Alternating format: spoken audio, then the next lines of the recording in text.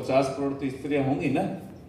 तो बुद्ध ने भी, महावीर ने भी, शंकराचार्य ने भी, इस्लाम ने भी, जो सबसे बड़ा सेकंड रिलीजन है इस पूरे वर्ल्ड का, मस्जिद में जाना तक एंट्री नहीं है ना।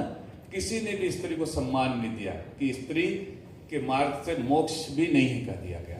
पहली बार ओशो आए, अभी तक तो भारत में 33% आरक्षण के लिए स्त्रियों को बिल पास नहीं होने दिया जा रहा है।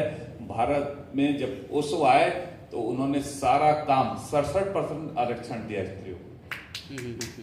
अगर ऐसे आप बात समझते हैं, और सारा काम स्त्रियों को सौंपा, पूरे अपने कम्युन से लेकर सब कुछ। पहली उनकी शिष्या रही, जो उनकी सचिव रही, वो क्रांति रही। दूसरी उनकी रही, वो लक्ष्मी रही। तीसरी उनकी शीला रही। चौथी उनकी नीलम रही। जितना भी काम था ओशो ने सारा स्त्रियों को सोचा। और बुद्ध और महावीर तो संन्यास देने से डरे, शंकराचार्य, स्त्रियों को, पर ओशो ने कहा कि मैं पहला संन्यास स्त्री को दूंगा। और उन्होंने नारी जाति को इतना गौरव दिया, पहला संन्यास उन्होंने मां आनंद मधु को दिया। मोरारजी देसाई की भतीजी थी वो।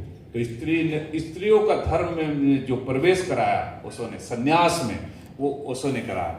आज तक किसी गुरु की इतनी हिम्मत नहीं हुई, इतनी छाती नहीं हुई। और पांचवी बात तो सबसे अलग करती है ओशो की, आज तक किसी गुरु ने काम से राम के ऊपर नहीं बोला। किसी की छाती नहीं थी कि बोल सके। ओशो ने बोला 70,000 की सभा में, बॉम्बे के क्रास मैदान में, कि हम काम में जी रहे हैं और कैसे राम की ओर यात्रा करनी है, इसका पूरा विज्ञान ओशो ने दिया। और पूरी बातें खोल के बोली उन्होंने ओशो ने। उसके लिए दुनिया की उन्होंने अपयश झेला, इतनी निंदा झेली, और इतने बदनाम हुए वो कि लोगों ने उनको बस इसी नाम से जाना। लोगों की उनकी 650 किताब है यहाँ पे, पर एक किताब आप बस जानते हो उनका, कि सेक्स टू सुपर कॉन्शियसनेस।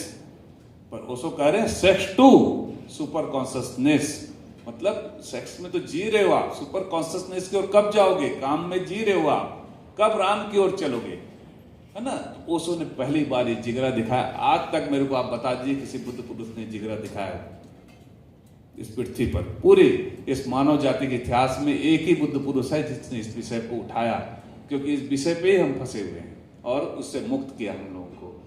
आज तक बताइए जितने बाबा हैं आपके, सबके ऊपर केस चल रहे हैं, खुद तो जेल में भी हैं। और किस आधार और किस आरोप पे है?